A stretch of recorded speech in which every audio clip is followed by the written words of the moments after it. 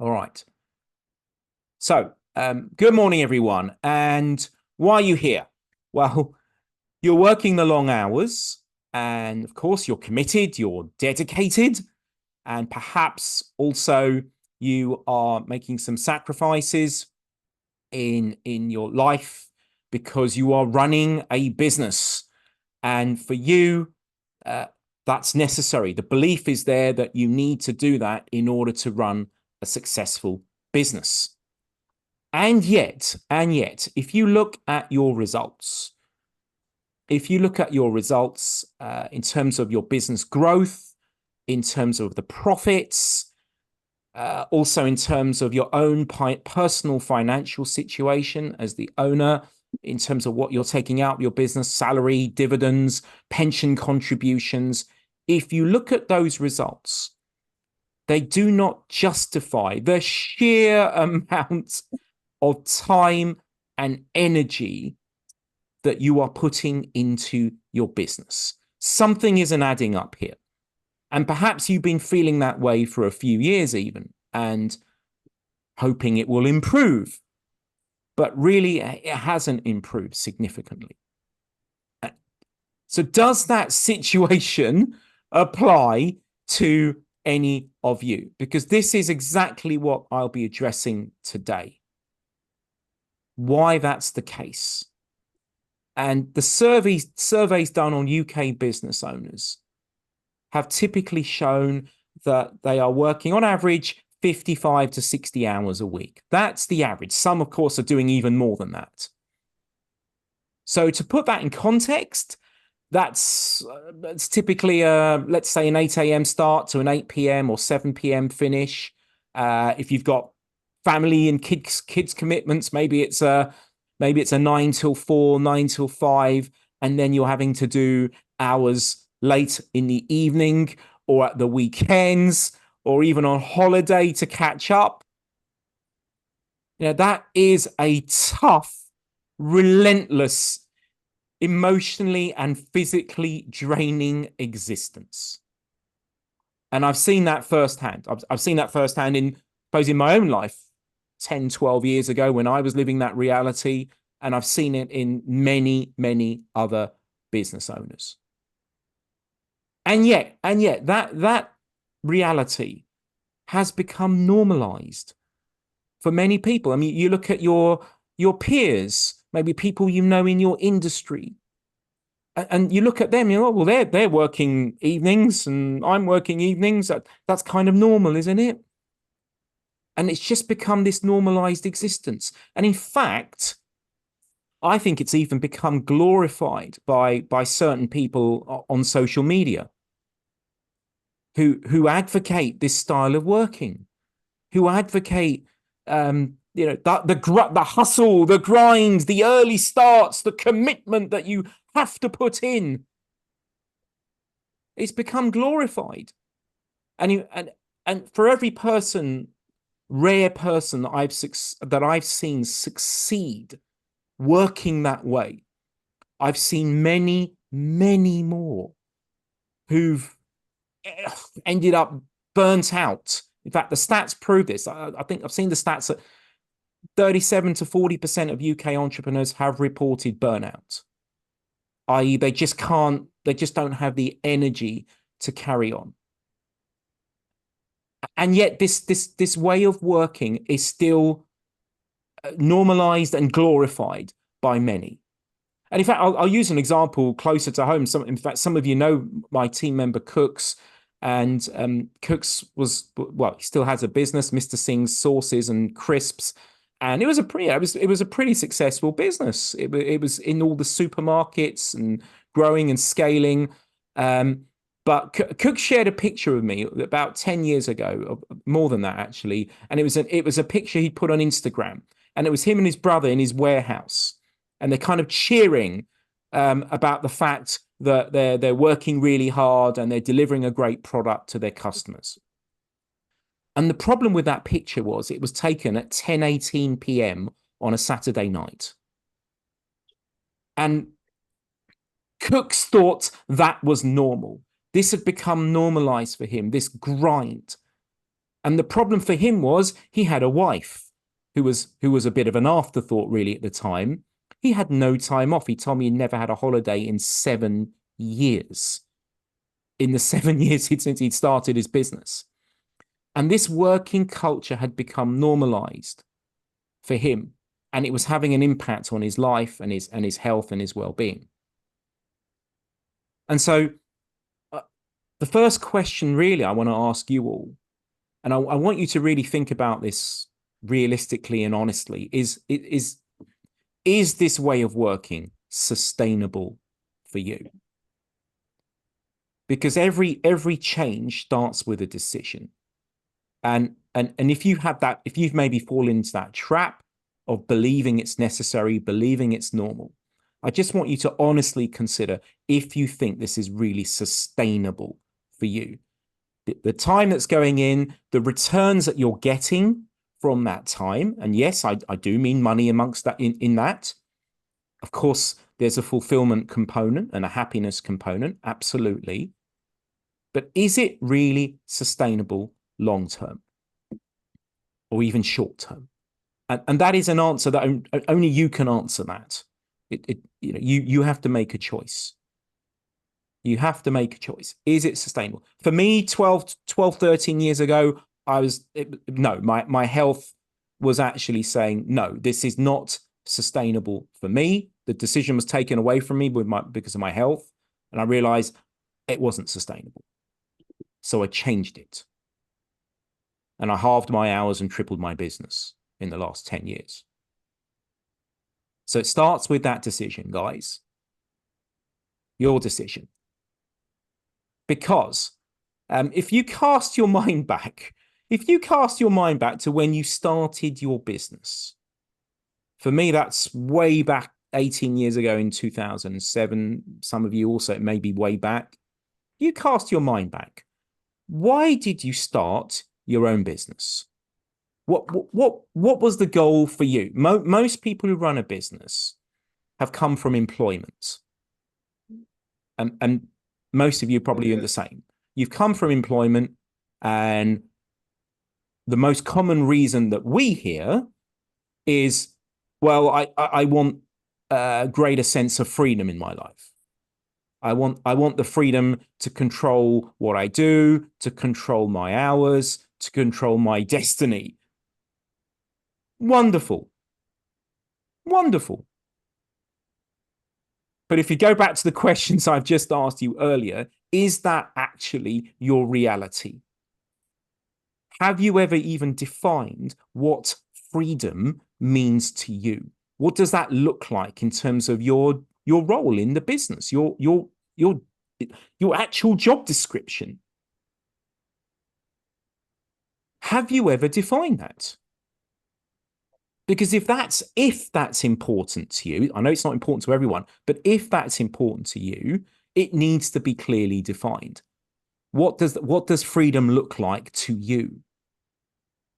And going back to what I said earlier, is the way you're working now and the return you're getting on your time, is that actually sustainable? So we need two clear definitions and decisions here. Because unfortunately, for most people, even though they started their own business because they wanted the freedom, what they've ended up with is this. What I call the hamster wheelers. I know, having talked to several of you in the past, we know that this is a reality for many of you. That you're running every day. You're running, but where is it taking you? Where are you ending up?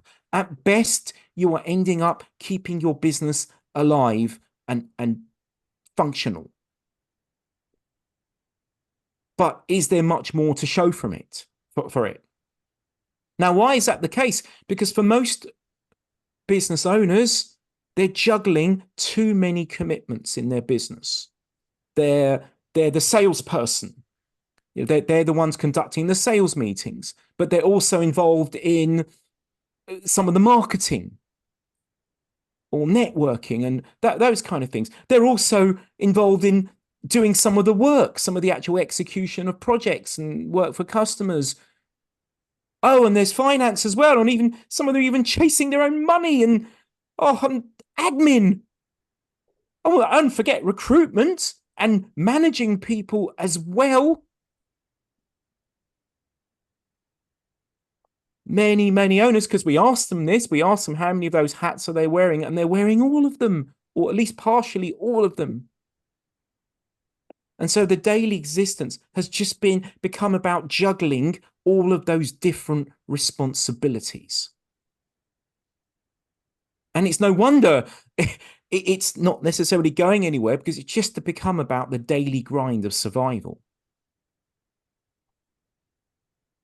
Now, if you can relate to that, then I'm not going to go into how you specifically let go of some of that stuff. That was a whole separate webinar that I did a few months ago on why you're the bottleneck in your business.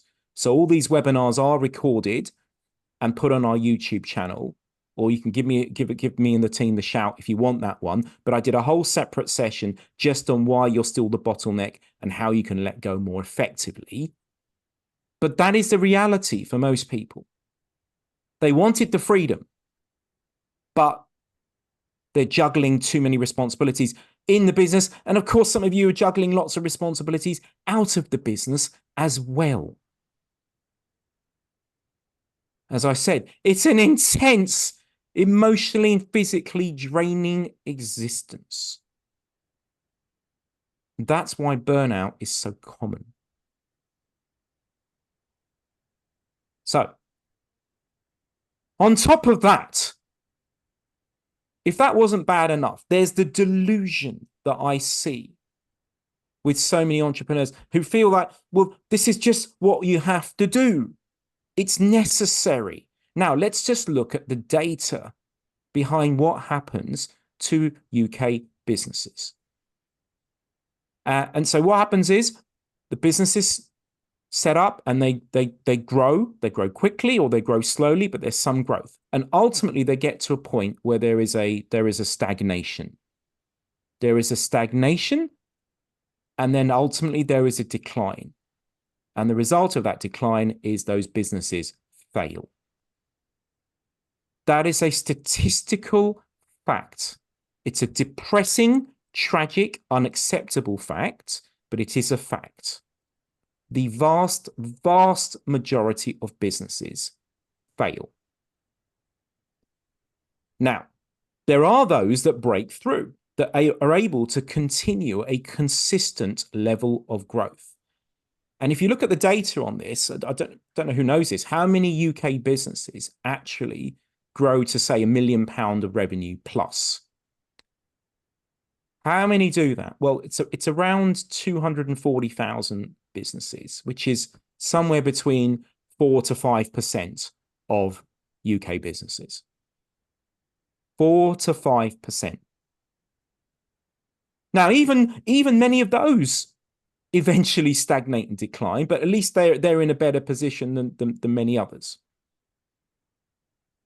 Now, the key question you should be asking yourself is, what's leading to that? Now, there are many reasons, but if I was to hone it down to one thing, it's that what I've written there on the screen, the mindset limitations. The hamster wheeler thinks they should be doing everything. So that's what they end up doing. They're doing everything, which is why they're doing the 55, 60-hour weeks. But their mindset hasn't evolved. So as the business grows, as you bring on more clients and customers, what happens to you? As your business grows, you become more and more busy. When does that to-do list ever end?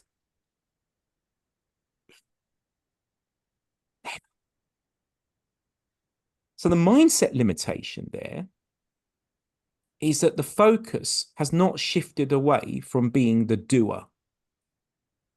And at that point, the people who break through are thinking very differently. They're thinking about leverage in their business. They're thinking about leverage. In other words, they're thinking about, well, how do I grow the people Not just the numbers, but how do I grow their skill sets, their ability? How do I empower them? How do I build better systems, recruitment systems, operational systems in my business? They are focused on leverage. How do I build a marketing machine that consistently brings me leads? They are focused on these strategic and systems questions because they understand that's how you grow and scale a business. Because if they don't focus on that, they are already overwhelmed and too busy. And as they grow their business, it just becomes worse and worse and worse until you get to the point where it's not sustainable. Tragic, unacceptable, but addressable. But it's a delusion, isn't it? It's a delusion that the one who works the hardest is the person who's going to be the most successful in business. That is a busy fool. It's a busy fool. So how do we move away from this tragic reality? Because most won't. Most won't. And maybe they don't know how to. Maybe you don't know how to. And the first thing I want to say is, I want you to think about what's going on in your heads every day. What is that like? That reality? Yes, some of you are some nervous wry smiles there. What is it like? It's crazy, isn't it? There's so much. It's overwhelm. And you think about that. You think about what's going in your headspace. How can you run a successful business and achieve all the things you want to do if it's just a cluttered mess? And I use this analogy of the fog. And it's like trying to navigate a boat on the waters, and it's just fog everywhere, and you don't know where you're going, and you're not in control because you can't see where you're going. There's no guiding light for you. It's just this cluttered mess. And that is not how successful people move forward with their businesses, or their lives, actually. So how do we declutter from all that congestion that's going on in the heads, in your heads? Let's be honest. How do we do that? Let's start with goal setting. Because in order to have clarity and declutter, you need to have some direction. The direction comes from defining goals. How many of you, some of you heard this before, you know you have. How many of you have got written goals in your business? How many of you have got a set of written goals that you've got them, you're looking at them, you're focused on them? So yes or no? That's the first question. Now, which goals do you have?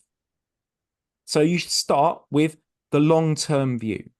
The long-term view. In other words, you look at yourself, depending on how old you are, maybe you're looking 10 years out, more or less. You know, what does retirement look like, or exit, or succession? Have you defined that? When you want that to happen? How is that going to happen? What does that look like? Has that long-term view been defined? Then you need to go to the medium-term view. 3 years, 1 year. What are the goals for your business? The financial goals, the non-financial goals. Do you have an org chart to back that up as well? What does the organization look like in terms of people? Long-term, medium-term, and then the short-term. Short-term, 3-6 months. As many of you know, we advocate 3-month goals and 3-month plans. In fact, here we are. We're just doing this last week for those who are coaching. Our 90-day planner. You put your most important goals. I know you can't see this clearly, but I just want to show you this is a physical, tangible thing that you should be doing. Writing your goals, but then you're also writing the owners and the actions that need to happen to achieve those 90-day goals. Because what that does, it creates clarity in your mind. It creates direction. Rather than your time being governed by what's in the inbox, you have a plan that says, right, what needs to happen in my business every quarter? What has to happen? Who's responsible? What's the actual action that needs to take place? You've got that defined. That feeds into your 1-year goals, and that feeds into your long-term goals as well. So it's all broken down. Without that, you are the rudderless ship in a sea of fog. You're hoping you're going to get there, wherever there is, because it's vague. You're hoping you're going to get there, aren't you? But it's no clear definition of where there is. So we are meticulous with this. That's why I show you this, because this isn't some vague notion in their head. It's a plan. It's timelined. I'll come on to the timelining in a minute. So you need to have the long, medium, short-term view. Now, you also need to consider, what level of goals are you setting? What level of goals? Now, what do I mean by that? So let's consider how most people, if they've actually set goals, which most people haven't, if they've done it, what kind of goals are they setting? Most people are setting goals that are moving them away from some level of pain, dissatisfaction, issues in their business, as opposed to goals that are more focused on moving them towards something that's more aspirational.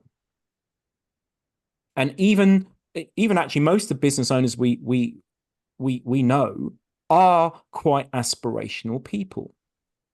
And yet most of the goals are not being defined that way.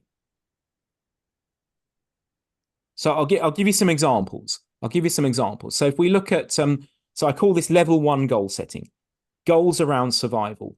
Well, for example, making sure you're breaking even. You've achieved your break-even revenue every month, so you're not losing money.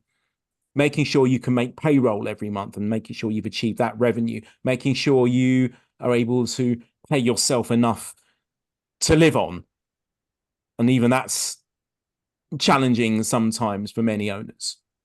To live on so you can pay your rent or your mortgage. Those kind of survival level goals. And if you're at that point, which is regrettably many owners, if you're in that position, how motivated are you to achieve those goals? Actually, and I think every business owner goes through this, and I was there many years ago where we're running out of money. What's the motivation level to change that? It's pretty damn high. Because if you don't, you're gone. You're out of business. So at that level, yes, it is just about survival. At least the motivation is high. The next level of goal setting is around success goals. So maybe you've been in business for a while, and actually it's not now about preserving cash flow and knowing how you're going to pay bills. Perhaps you've moved beyond that. You've got a little bit of a buffer in the bank accounts. And now your goals have become around maybe a bit of growth, better clients, better customers, maybe a bit of time off or more time off, getting a nicer house, a car, or whatever is important to you, whatever your definitions of success may be. And actually, as I said, the majority of people we know at this level of goal setting. Great. Or is it? There is a danger of being at this level. And it comes back to what I said earlier about motivation. When you're fighting for survival, you are, every scrap of energy is going into fighting to make sure you can survive. Once you're at a success level, even though you're still working damn hard, you have achieved a level of success. And maybe your friends and family would say that. You got a nice lifestyle, your own home. You're not starving. You're not running out of cash. It's okay. It's also comfortable. And that's where I've often seen even complacency kick in, that you stop maybe fighting as hard as before. And that's a dangerous place, because business guys, does business stand still? You look at what's going on out there in your industries. You look at what's going on out there with AI. You look at what's going out there with the way marketing's changing and evolving. Everything. It's moving faster than ever. So being comfortable is a very dangerous place. And I've seen businesses go backwards and decline because of it. So we want to elevate ourselves when we're setting goals. If you've achieved a level of success, and I remember I was there, and I had a very interesting conversation with my coach. And I said, well, okay, is that as good as it gets for you? Is that as good as it gets? And actually, for me, it wasn't. So there was another level of goal setting called significance. And this for me is about impact. What's the impact that you are having? An impact could be on your community, on your family, on your team members, on society more generally, on the economy, on climate change, or whatever your definition of impact is. It's what is your impact? What is your contribution to all of that? And the difference between success goals and significance goals is that significance goals are goals that are set outside of yourself. They're nothing to do with satisfying your own personal needs. You're now setting goals above that. And personally, when I looked at that question about 15 years ago, and I realized my goals were all around personal success. And it's only when I set goals around the impact that we could be having on the business community and on people generally in their lives, it was that served as a catalyst to really move our business forward. Otherwise, I suspect now we wouldn't even be in business. I'd have gone backwards. Because that gave a new level of motivation, a new level of energy. And occasionally when I speak to entrepreneurs who are operating at this level, I see that. I see a very different level of vision and energy and belief to those who are operating at level 1 and level 2. And I can see it, I can feel it in them. And these are generally the people who can really stretch themselves beyond conventional definitions of success. So I think that's not going to be relevant for every one of you on this call. For some of you, it is about the survival level goals. And that's fine. If that's what it is, get clear on it. Define the stuff, like I said earlier. Get it clear in writing. But if you've got to a level of success, maybe today is the time for you to think about what comes beyond that. What lies just beyond your own definitions of success? What's the impact? What's the contribution? What's the legacy even? I love it when entrepreneurs talk about legacy. Love it. Because then you're talking about goals that outlive yourself. You're talking about 50, 60, 100-year goals. It's a different level of thinking. Now, okay, that's got a few of you thinking today. Excellent. I'm glad. So on that level 3 level of goals, how many of you actually have defined vision, purpose? I use the terms interchangeably. I like the concept of purpose. Why do you exist as a business? Who are you looking to serve? What's the impact you're looking to have? Has that been clearly defined? Does your team and your clients understand it? Is it in your marketing? And it should be aspirational. It shouldn't be immediately attainable. That's the whole point of this. It shouldn't be a 1-year goal. It's a reason for being. It's a vision. It's a purpose. It should feel unattainable, but it's a guiding light for you and your business. And when you've got that clarity, it can absolutely engage and inspire people. Starting with yourself, but certainly your teams and your clients and customers. Once you've got that clear in writing.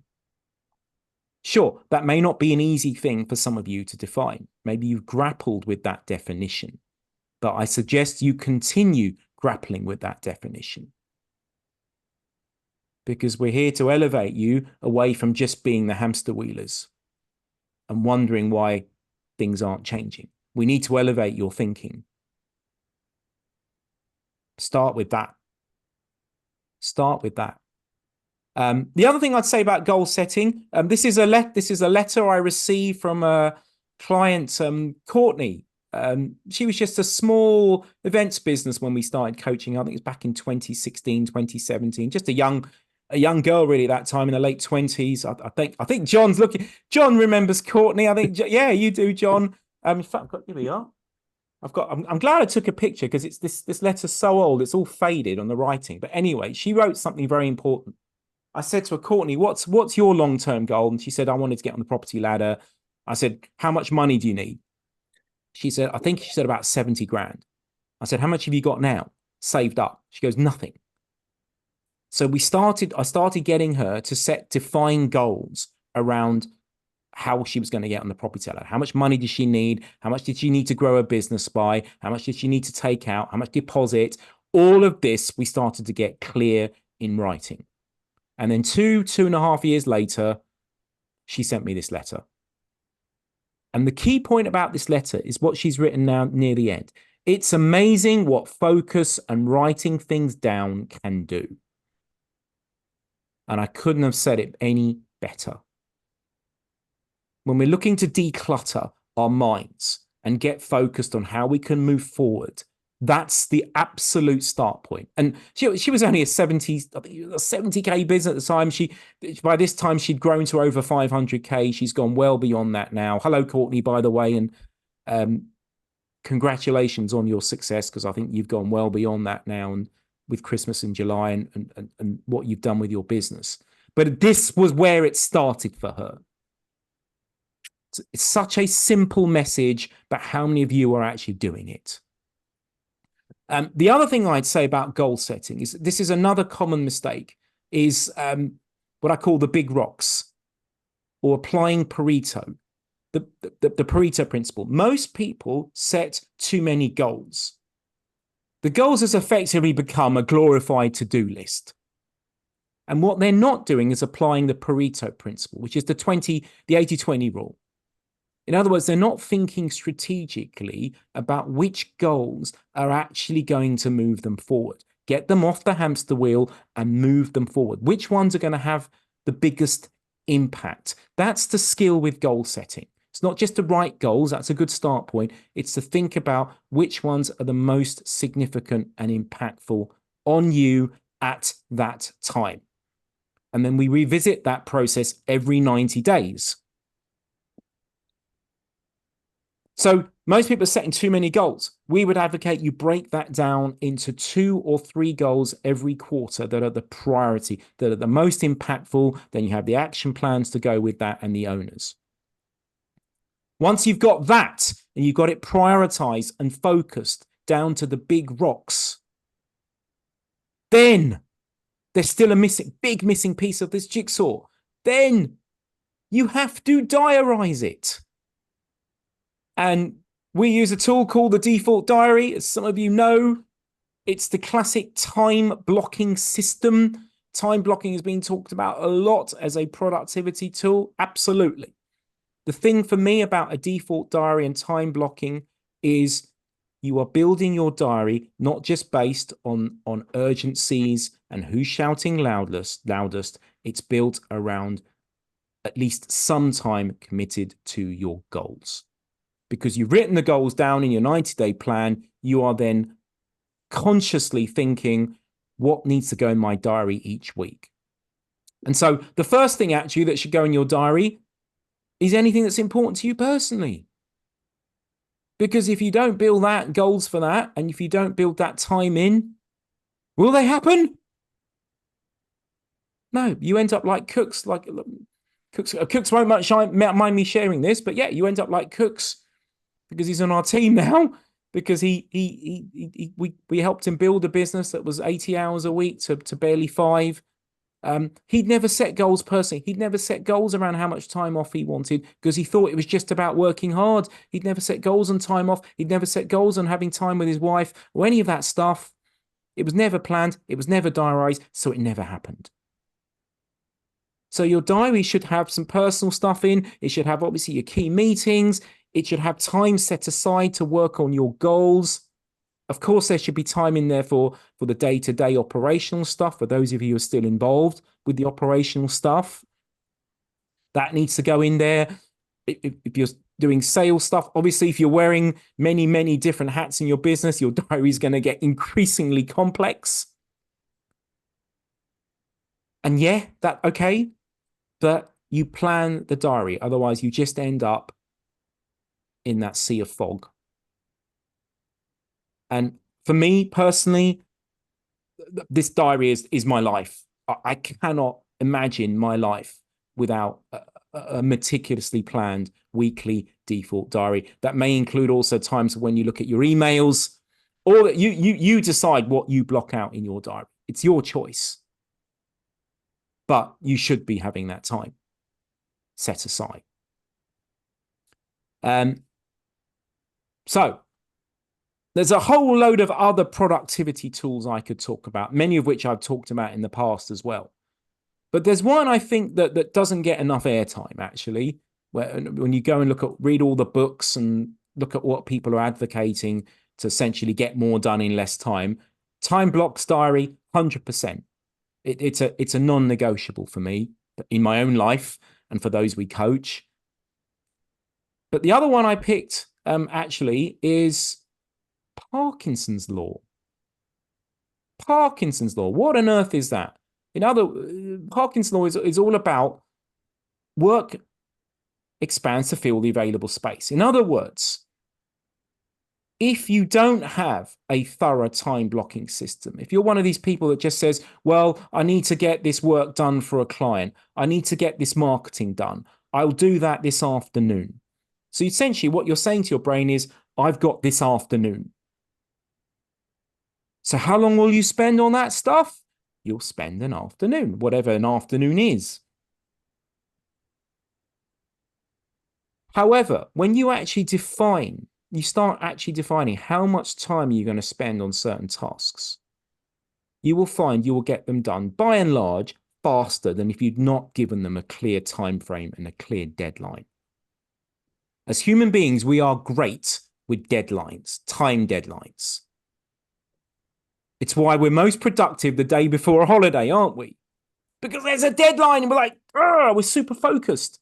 And I was with my daughter actually last week and she was sat there and it was like 9:45 at night and she's 13.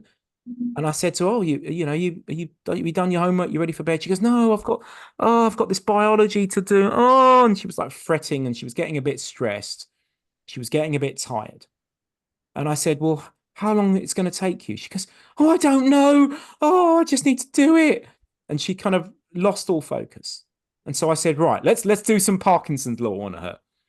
And I said, right, show me your homework. And there was 5 questions. And I said, right, why don't you actually just set yourself a time limit? 5 questions, 5 minutes each. What if you just spent 25 minutes on this homework? It's quarter to 10 now. What if you spent 5 minutes on each question and you got it done by 10 past 10? And she was, oh, I'm so tired. But I got, and she set herself a little deadline. And I think by 10:15, she was done. And because she defined how long she wanted to spend on that task instead of just fretting and saying, I'm just going to do whatever and see how long it takes. And I see that a lot with people running their business, that they don't set deadlines for their time. They don't block their time. They don't define how long they should be spending on stuff.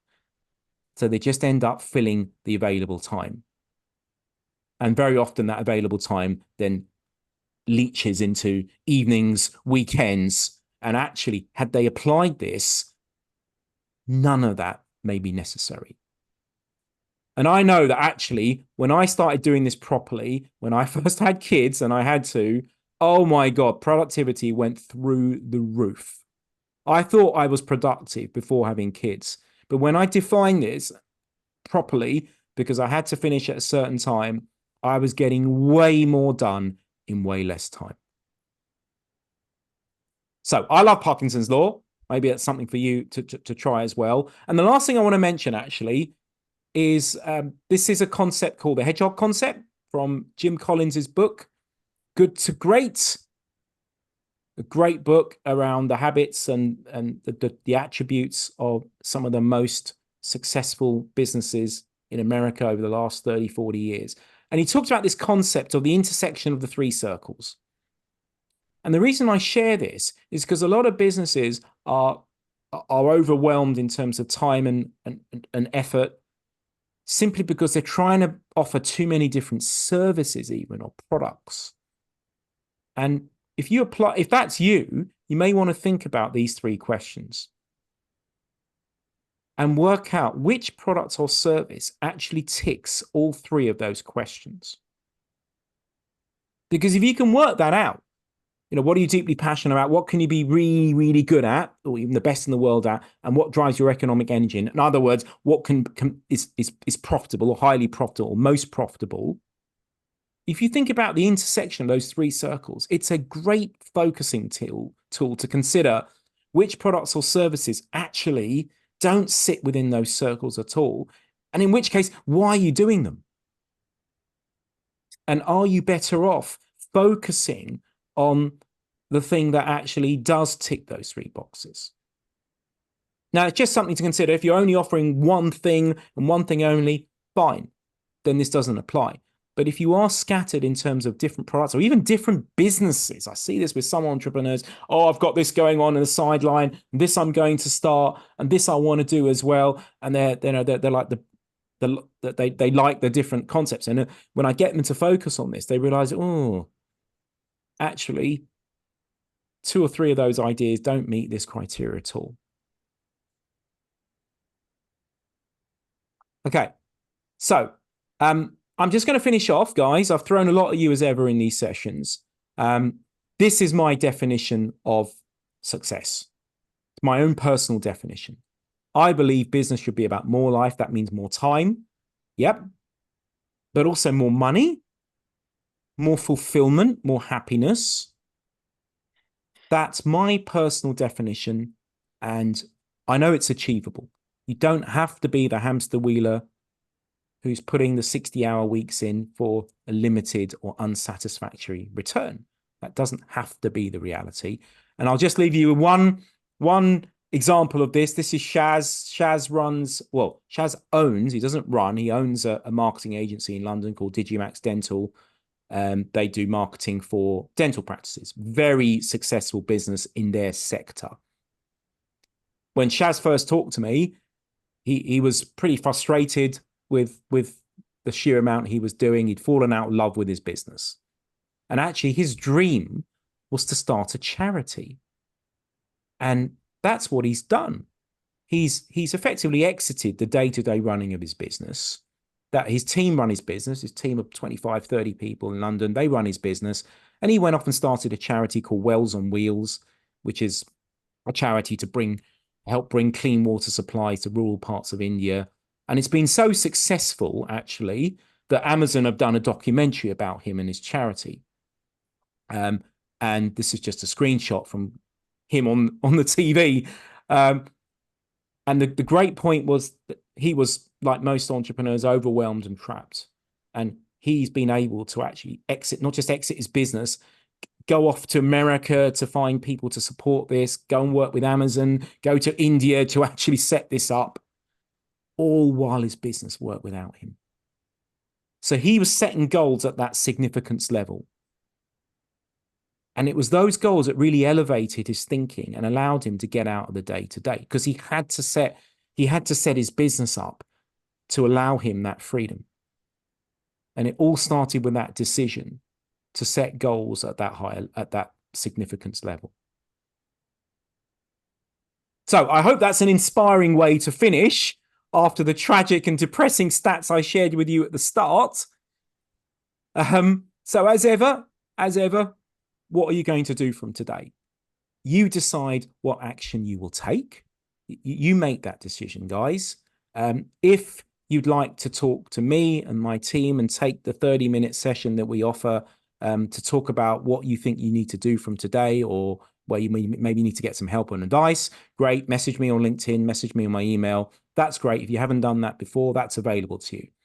But either way, please, please, please, as ever, decide what action you're going to take so that you can actually start to make some significant changes to your reality.